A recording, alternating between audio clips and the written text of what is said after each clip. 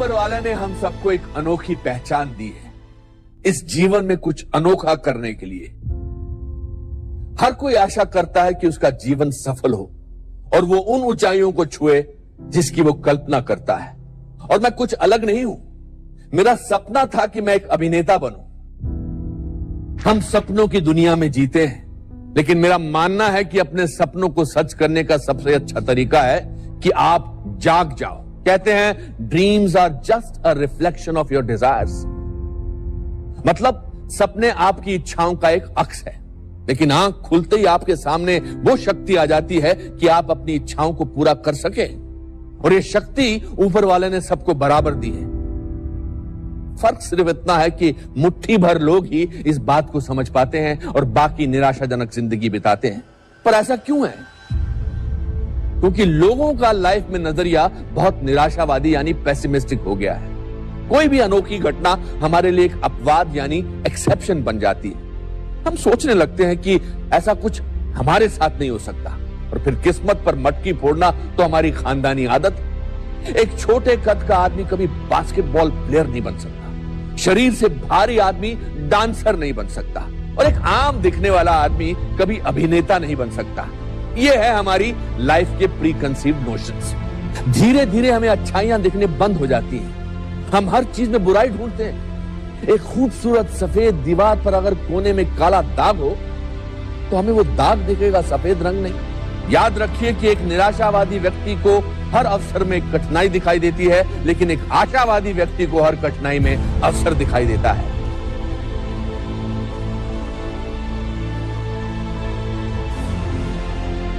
आपकी सबसे बड़ी खासियत आप खुद हैं। The best thing about you is you। इसलिए असंभव के लिए तैयार रहिए। याद रखिए कि आपके सपने किसी चमत्कार से नहीं, बल्कि निश्चय भाव और संघर्ष से पूरे होते हैं। हमारी जिंदगी की सोच का दायरा प्री कंसीव नोशन यानी पूर्व कल्पित धारणा से घिरा होता है। माँ बाप जब बच्चों को जिंदगी में कुछ प्रेरणा देना चाहते हैं तो हमेशा किसी साधारण व्यक्ति की सफलता की कहानी सुनाते हैं। बचपन में तो इन कहानियों से मन बहलता है, लेकिन जैसे जैसे हम बड़े होते हैं ये कहानियां हमारे जीवन की प्रेरणा बन जाती हैं और वो शख्सियत बन जाते हैं हमारे आइडल। हम सबके जीवन में एक आइडल होता है जिनके जैसे हम बनना चाहते हैं, वही शोहरत या रुतबा पाना चाहते हैं। लेकिन ज्यादातर लोग इन कहानियों का सिर्फ अंजाम देखते हैं, उसकी शुरुआत नहीं। दुनिया की चकाचौंध में हमें एक कामयाब इंसान का संघर्ष नहीं दिखता। उसके महंगे कपड़ों के नीचे धूप में तपा शरीर नहीं दिखता।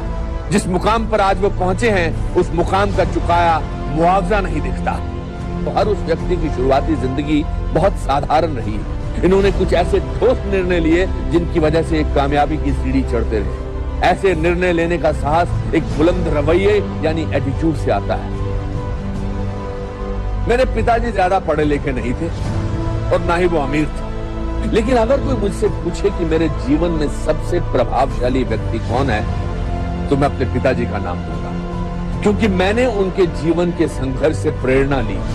फिर चाहे वो कश्मीर से निकल के एक नया जीवन बनाने का संघर्ष या परिवार के अच्छे पालन पोषण का। जब मैं फिल्म जगत में अपनी पहचान ढूंढ रहा था तब उनका संघर्ष मेरा आदर्श बना। अपने संघर्ष की तकलीफ को जब मैं अपने पिताजी के संघर्ष से तोलता हूं तो मुझे अपनी परेशानी बहुत हल्की लगती है। जीवन में हार ही इंसान की सबसे बड़ी सीख है, क्योंकि हार के बाद ही आप जीतने का मतलब समझते हैं। इस बात से मुझे great scientist Thomas Alva Edison का एक वाक्य याद आता है। जब वो बार बार इलेक्ट्रिक बल्ब बनाने में नाकाम हो रहे थे तो उनसे किसी ने कहा, क्या आप अपनी नाकामयाबी से शर्मिंदा नहीं? तो उसके जवाब में उन्होंने कुछ इस अंदाज से कहा, I have not failed. I have found 10,000 ways that won't work. ये है परसिस्टेंस का नतीजा, जिसने नाकामयाबी की परिभाषा बदल दी। और फिर वही हुआ जो होना था। एडिसन साहब ने दुनिया का पहला इलेक्ट्रिक बल्ब बनाया और अंधेरे को हमेशा के लिए खत्म कर दिया।